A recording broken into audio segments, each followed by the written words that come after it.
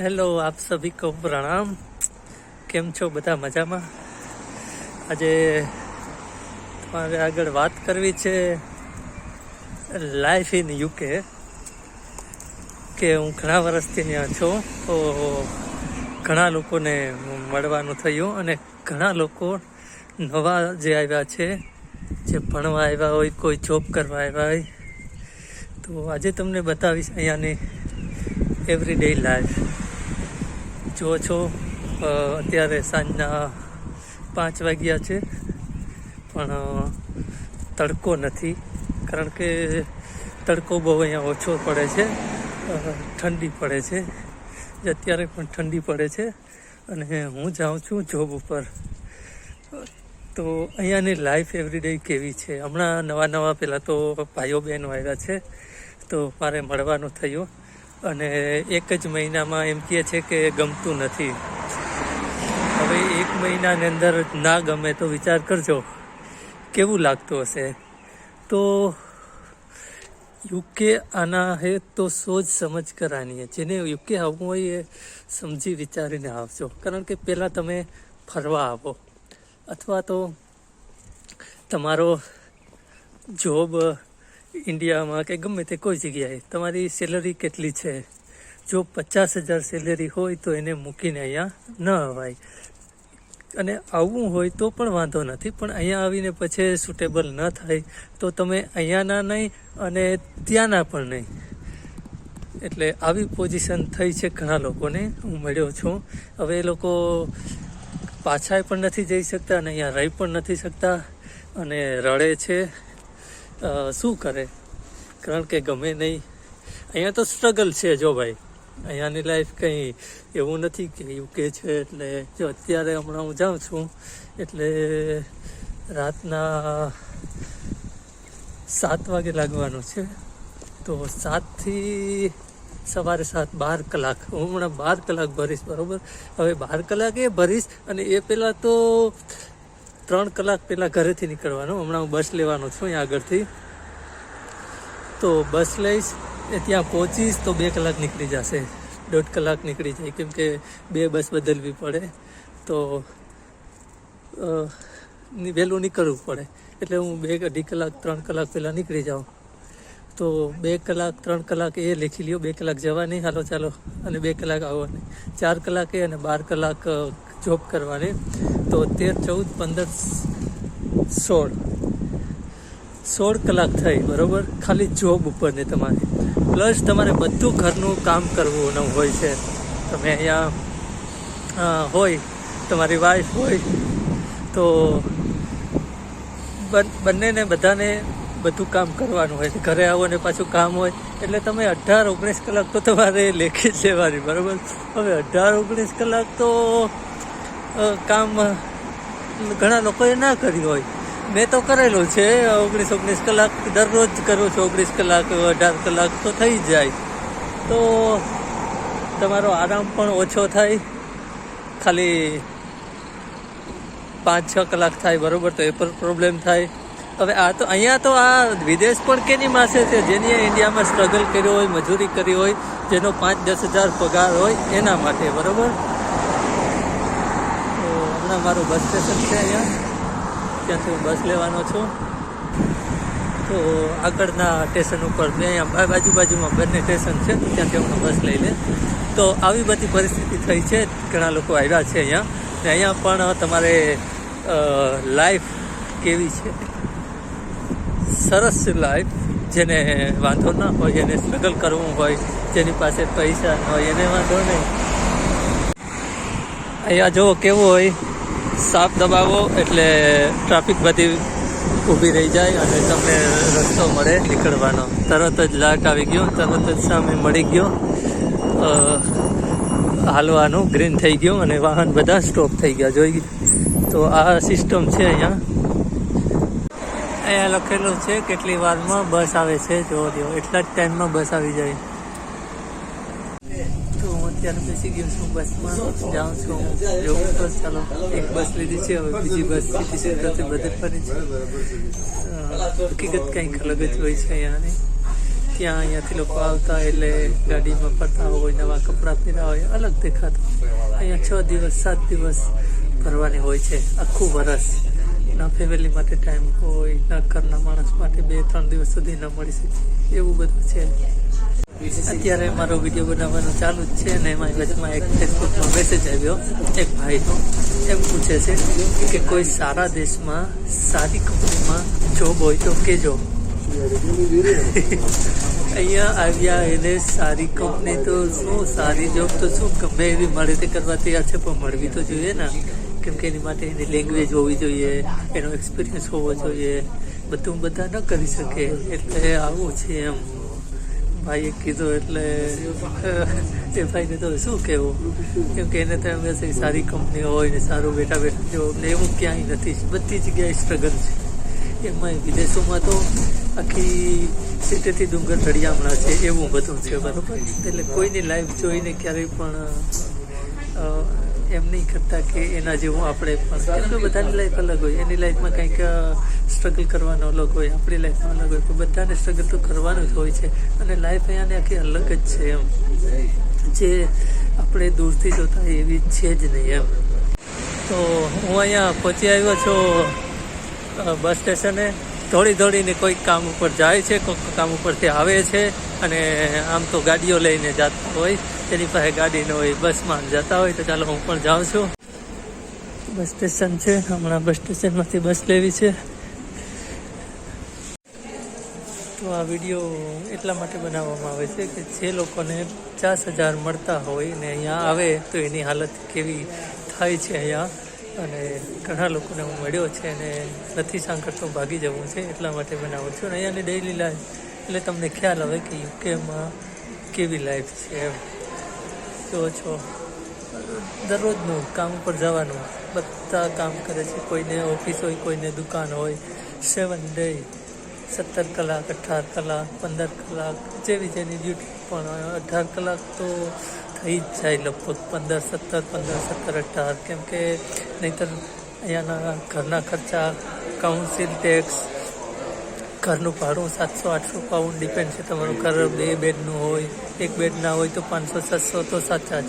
Plus light bill, gas bill, council tax, motor ગાડીનું પેટ્રોલના ખર્ચા, ગાડીના ઇન્સ્યોરન્સના ખર્ચા, બધા તમે હિસાબ કરો એટલે તમારે 1500-1700 પાઉન્ડ તો જોઈએ જ મહિનાના. એટલે તમે 1500 લઈ આવતા હોય તો ના ચાલે, 2 જણા કામ કરતા હોય તો જ ચાલે. એટલે આ બધી આવી લાઈફ છે. એટલે અહીંયા આવે અને પાછા હસબન્ડ વાઈફ તો ભેગા ન થાય. અમુક લોકો તો મને એમ કીધું કે એક વીકથી ભેગા નથી થતા. એટલે આવું બધું છે અહીંયાની લાઈફ. તો સાચું કહેવું જરૂરી છે, કારણ કે અહીંયા આવીને પછી જે લોકોની હાલત થાય છે જોવાતી નથી મારાથી. અને આ રિયલ લાઈફ છે એમ. પણ આ અત્યાર સુધી કોઈએ કીધું જ નથી. મને લોકો બધા શું કહે, રાજુભાઈ જોવો ને, ખબર પડ્યા ને તમને હવે કેવી લાઈફ છે એમ. પણ એ તો અહીંયા તો લાઈફ ડિફિકલ્ટ જ છે એમ. બાકી ઇન્ડિયા જેવી તો લાઈફ મસ્ત, 1 જણું કામ કરે, 5 જણા ખાય, અલગ જ લાઈફ છે. અહીંયા લાઈફ વાંધો નથી, પૈસા છે, બધું છે, પણ સ્ટ્રગલ છે. હવે આ સ્ટ્રગલ, અને પાછી ઠંડી છે. હવે આપણે ગરમી છે એવી રીતે અહીંયા ઠંડી છે, એટલે ઠંડીમાં પણ કામ કરવું જ પડે, એમાં કંઈ હાલે નહીં. તો ત્યારે બસમાં અહીંયા ઊભો છું, જાઉં છું હું પણ બસમાં. એટલે આ અનુભવ રિયલ અનુભવ એમ, તો તમને કહી શકું એમ, રિયલ અનુભવ કર્યા હોય તો. હું હમણાં 12 કલાક ભરીશ, 17 કલાક ભરીને પાછો સવારે ઘરે આવીશ. તો અત્યારે જાઉં છું. તો આ છે બીજી બસ મેં લીધી છે, સિટી સેન્ટર ત્યાં બસ ડેપો હોય ત્યાંથી. ને અહીંયા બધી ફેક્ટરીઓ છે, જુઓ છો. હું અત્યારે પહોંચવા આવ્યો છું હમણાં. કોઈ ફેક્ટરીનું નામ નહીં લાવું, કેમ કે બધાના સિક્યુરિટી હોય છે. તો ચાલો હમણાં ઊભી રહેશે.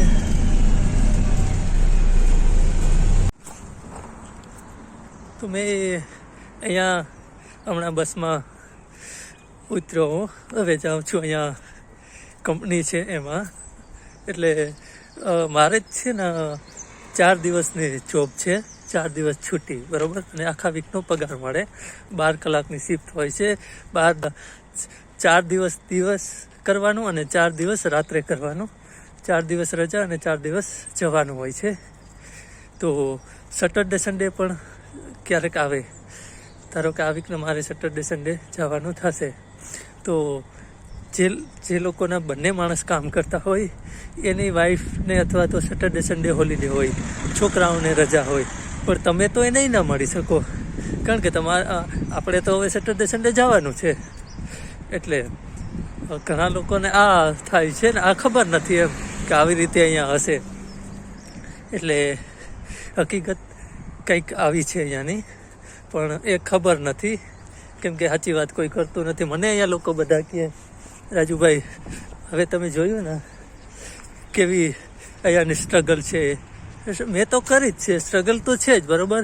એટલે મને તો કંઈ વાંધો નથી, ઓરાઈટ છે બધું, કેમ કે મેં તો બધી જગ્યાએ, આપણે તો ઇન્ડિયન જન્મ્યા ત્યાંથી જ સ્ટ્રગલ કરીએ છીએ. આપણે ક્યારે જન્મ્યા ત્યારે આપણે પિત્તળની સોનાની ચમચીમાં ખાતા હતા.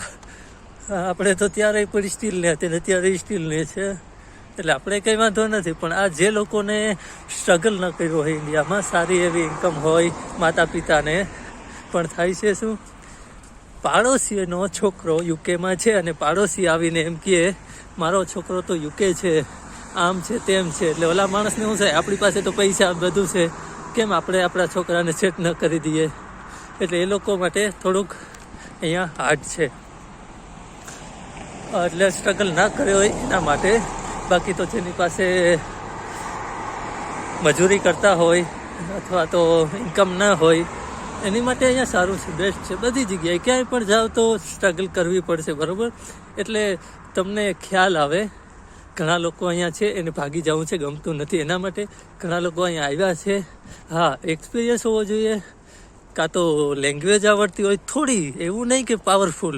હું ગમે ત્યાં જાઉં, તમને ખબર છે, હું અહીંયા હોય થોડાક દિવસ હોય ઇટાલીમાં હોય, થોડા દિવસ ફરતો જ હોય, બરાબર. પણ હું તરત જોબ ગોતી લઉં, કેમ કે જોબ પણ કરવાની હોય મારે, પાછું બિઝનેસનું પણ હું એક્સપોર્ટ ઇમ્પોર્ટનું પ્રોસેસ કરું છું, તો એના વિશે પણ મારે બધાને મળવાનું હોય, વાતચીત કરવાની હોય, બાયરોને સેલરોને બધાને. એટલે મારે તો 4 દિવસ 5 દિવસ કામ હોય ને પાછી છૂટી હોય એવું હાલે, પણ બધાને આ ન હાલે, બધાને તો 6 દિવસ કામ જોઈએ. તો મારું તો આવી રીતે ચાલે. હું તો ગમે, જો ઇઝરાયલમાં હતો ત્યાં પણ જોબ કરતો, ત્યાં ઈબ્રુ ભાષા બોલાય, ઇટાલીમાં હતો ત્યાં ઇટાલિયન ભાષા બોલાય, ત્યાં પણ એક કંપનીમાં જોબ કરતો, ને અહીંયા છું અત્યારે.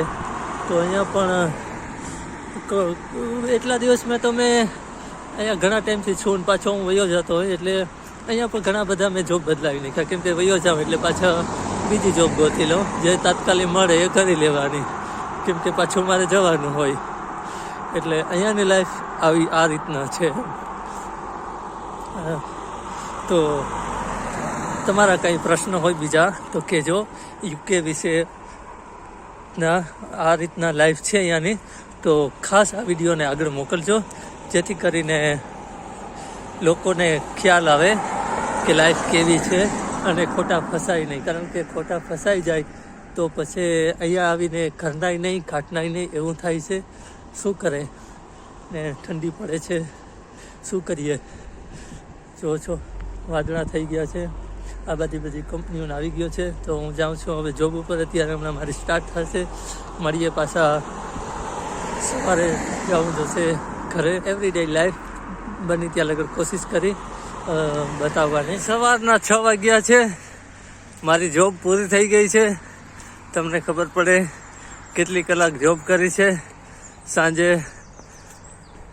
6 થી સવારના 6, એવી રીતે 8 થી 6 હતી, 10 કલાક, ક્યારેક 12 કલાક તો પૂરી થઈ ગઈ છે. અને જાઉં છું ઘરે. તો હવે હું આવ્યો છું ઘરે પહોંચવા. રસ્તામાં શોપિંગ કર્યું અને શોપિંગ કરીને હવે ઘરે. આ હતી life in UK. Every day સવારે સાંજે જોબ ઉપર જાઓ, જોબથી આવો, બસ. તો તમારા કંઈ પ્રશ્ન હોય તો કહેજો, મારાથી અનુકૂળ મને ખબર હશે એ બધી માહિતી આપીશ. કોઈ કૂતરાને સવારે બારોબાર લઈ જાય છે ફરવા માટે, કેમ કે પછી જોબ ઉપર જવાનું હોય ઘણાને 8 વાગે. તો જોયું હમણાં જતા હતા ચાલો મળીએ પાછા નેક્સ્ટ વિડીયોમાં. ત્યાં સુધી આપશો મારા પ્રણામ.